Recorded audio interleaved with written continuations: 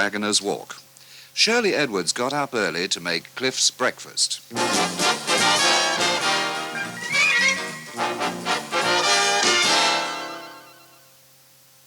You didn't have to get up, love. I know I didn't. You're not working at the Herald this morning.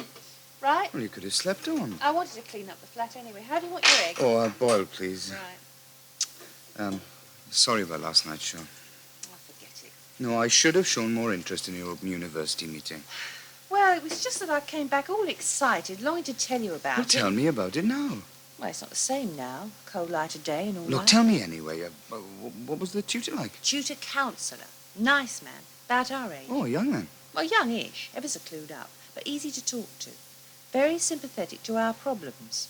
What problems? Oh, the ones you're likely to get on an open university course. Lack of confidence, planning problems, fitting it all in with your domestic life. He's the sort of person I really feel I could turn to if I was in difficulties. Oh, good. Well, don't sound like that about it. Like what? I don't know, as if you resented him. No. Oh, no, I'm delighted my wife's got a nice, sympathetic, young male tutor. Why wouldn't I be, huh? God. Well, what were the other students like? Oh, real mixed bag, socially and academically. About 18 of us altogether. Some, fresh from university, think they know the lot. One or two even more clueless than me. They're mostly quite young, though there are a couple of oldies. Many women, are there? Well, we're certainly in the minority. Oh, you chose the right course then, didn't you? There you go again. I signed on to improve my mind, you know, not my sex life. I don't ask you if there are any women on your tops course, do I? Oh, I wish they were. Might liven things up a bit. Oh, why do you have to take such a negative approach to it, Cliff? OK, so it doesn't come easy being taught by someone else when you're used to doing the teaching. Look, I know most of it already. It's all elementary stuff I learned on the building site. Yeah, to start with, maybe, but you haven't been doing the course a week yet. You made up your mind you weren't going to like it, didn't you, the minute George delivered his ultimatum about the money? Now, don't talk to me about that little worm. You know, he came into the pub last night, expecting me to feel sorry for him because he had a cold. Then he was whining on about us burying the hatchet. I wish you would, too. Oh, I'll bury it, all right on top of his head. There's no point going on like this. Well, that's what I said. Fine, I told him. We'll forgive and forget the minute you hand that cheque over to Shirley. Oh, my God. You've really got the touch, haven't you? You might try the diplomatic corps next when you've chucked in this course. Oh, come on in, Cressida. Well, thanks, Liz. I won't keep you. Just wanted to deliver this, my review of women and trades unions. Already? Yes, and here's the book back too. Well, you couldn't waste any time. I imagine that took some reading. Oh, I gobble up books. Well, I doubt if I'll have a chance to look at it before the weekend. Well, you can give me your verdict at dinner next week, then. Oh, by the way, I've asked Mike and Claire Nash to dinner, too. Oh, it'll be quite a party, then. Well, Peter seldom has a chance to meet my colleagues from work. I thought it would be nice. Anyway, I'll try and get this read by then. Actually, I'm rather pleased with it. Good. I may be able to put some other jobs your way. Oh. I'm keen to do more of this sort of thing. Thanks. I must say, you've given the women's page a real shot in the arm, Liz. Oh, thank you. I hear the mother and daughter series is going a bomb. We've had a good response so far. Got any interesting ones lined up? Several. Although I let a really good one get away yesterday. Who was that? Monica Ridley's daughter. You've probably never heard of her before your time. You're joking. I was brought up on her. My grandmother was an enormous fan. Gave me Polly Pride books every birthday. Oh. But I'd have thought just about everything had been said about Monica Ridley and her daughter. Well, it's Lady Thackeray, isn't it? Yeah. Mummy once sat on some charity committee with her. She's forever on about life with my wonderful mother. Well, this was the other sister. Ah. A lady called Thelma Gough, who seems to have kept well in the background. Yes, well, she got 3 heads or something. No, she's just a very private person. It's so private she refused to let you interview her. Yes, unfortunately. Because I found her rather intriguing. Oh, excuse me. Yes? Oh.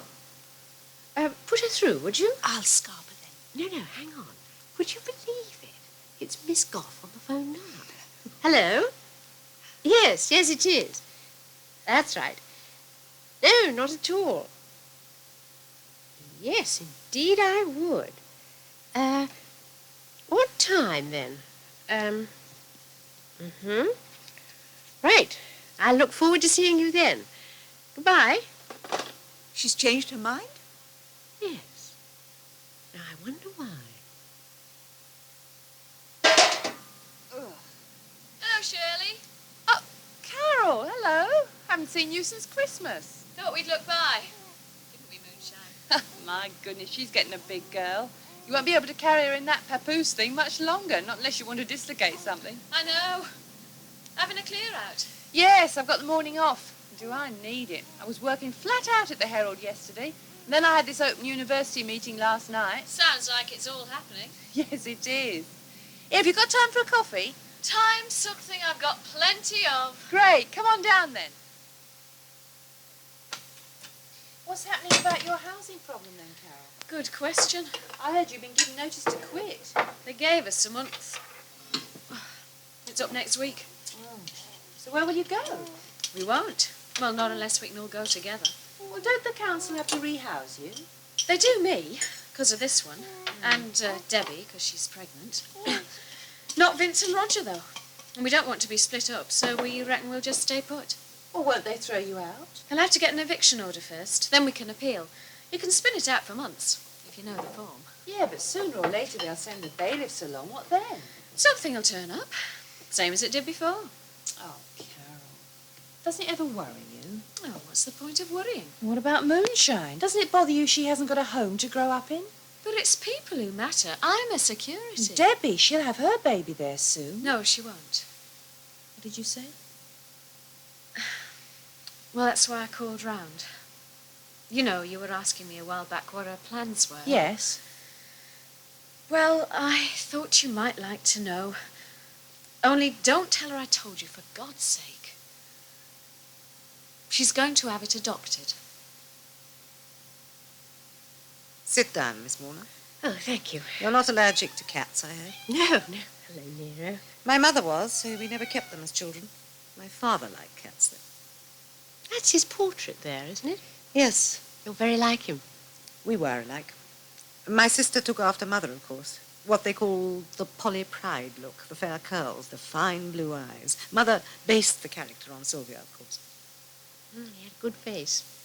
Strong, but very sensitive, too. He was a gentleman. He died when you were children, I believe. You have done your homework, Miss Warner. Yes, in 1933, when I was 12 and Sylvia was 15, but you'd better not print that. She still likes to give her age as 49, which makes me 10 years older than her now, in spite of the fact that I started life 3 years her junior. Before we get going, I just want to tell you that nothing will be printed without your approval. Thank you. But I doubt if I shall want to retract anything of significance. May I offer you a drink? I have some brandy. Oh, that'd be lovely. Do you mind if I use my tape recorder for the interview? I assumed you would. I can take notes, but I find it better just to let people talk and sort it all out later. Again, of course, I promise that no one but me will have access to the tape. If I didn't trust you, Miss Warner, you wouldn't be here. I hope that's all right. Oh, yes, thank you. Forgive me if I don't join you. I don't drink myself. I collect first editions instead. When one has limited means, one chooses one's extravagances. Oh, but surely... You imagined I had money. A small amount my father left in trust. But contrary to popular belief, my mother left very little. She believed in enjoying it while she was alive. My sister married money, of course. Have you started the machine? Yes, but just forget it's there. You're probably wondering why I changed my mind about this interview. Yes. Why did you? I think it was what you said yesterday about presenting a complete picture of someone. Naturally, everyone shows different facets of their personality to different people. So far, we've only seen one side of your mother, the side she presented to the public, or the side your sister's perpetuating. It's not my mother's image I'm concerned about, Miss Warner. It's my father's. You're going to remind me that your series is concerned with mothers and daughters. I wasn't, actually. I'm fully aware that you will have to write your article from that point of view, but the only way I can tell you anything about my mother is not by telling you what she was. My sister's already done that, but by telling you what she was not. Shirley, it's me, Claire. Can I come in? Yes. I saw Cliff go over to the pub earlier, so I guessed you were on your own. There's something I wanted a word with you about. Oh. Sit down then, Claire. You'll probably tell me to mind my own business, but I thought I'd risk it. I met George at the surgery yesterday, and he seemed very depressed. Oh, Lord. He told me about Kath's money, in confidence, naturally. Now, don't get me wrong, I'm not taking sides, but he was very upset about the rift it's caused. Well, tell Cliff, not me. He's the one who's been pig-headed. I've got enough on my plate without having feuds with George. I do see your point of view, of course. But I thought perhaps, as he's not very loud... Look, I'm sorry, Claire, but I can't worry about that now. Mike was right. I should have kept my mouth shut. No, it's not that. It's just... Well, I've got something else on my mind tonight. Would it help to talk about it? Well, you know about Debbie Franks? That she's having a baby? Yes. Did you know it was Cliff's? No. Well, it is. Result of a one-night stand when we were going through that bad patch after the adoption fell through. It didn't mean anything to him or her. In fact, she was going to have an abortion till I talked her out of it. You did? Well, it is Cliff's baby, Claire. Anyway, she decided to go ahead and have it. And I came to terms with the fact that I was barren. I tried to find other purposes in life, like getting a job on the Herald and signing on with the Open University. I think that's splendid. Well, so did I. I felt a complete person again with some positive motivation. Until this morning. What happened then? I heard Debbie was planning to have the baby adopted. It may be for the best, Shirley. That's not the point. The point is it started it all up inside me again. The Herald job, the Open University. I'd give it all up tomorrow if I could have that baby. Well, he's already said no to adoption once, hasn't he? Because they weren't his. This one is. I'm sure if we just had the chance, it'd give him a reason for working. It'd make him pull himself together. But Shirley, if Debbie refused you before... No, that was 6 months ago, Claire. You can change your mind, can't you? People do it all the time. People thought my father was a dull man, Miss Warner, because he was quiet. Because, like me, he preferred to stay at home and browse among his books, rather than gadding about all over the place as part of her entourage. But he wasn't dull. When he told me stories, he made them live. I don't mean fictional stories. He left that to her. I mean history, stories about real people. They thought he was a stupid man, too, that he didn't know about our endless affairs. He knew. He had a far greater capacity for love than she ever had. I doubt if she ever loved anyone, really. Even Sylvia. Sylvia was simply a mirror image of herself, attractive, vivacious, witty. She could show Sylvia off as the Polly Pride prototype. It always made a good caption under the photographs, the pride of the family. I, on the other hand, was not photogenic, an encumbrance. Only father found time for me. Then he died. Mother played the widow. Sylvia didn't really miss him much. What about you?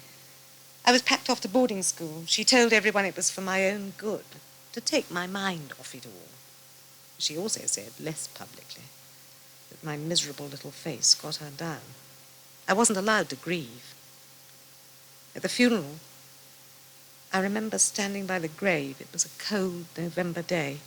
I stood there, remembering how Father would rub my hands when they were cold, how we'd sit by the fire together. Then she came over and swept me into her arms. "Cheer up, darling," she said. "You've still got Mother." But I hadn't. I never had. After that, there was no one. Not that that's such a bad thing. If you have no one, you've no one to lose. You never thought of marrying? There was one young man, but Mother thought him unsuitable. Oh, don't think I've had an unhappy life, though. I'm naturally a solitary person. One more question. What did you think of the Polly Pride books? I hated them.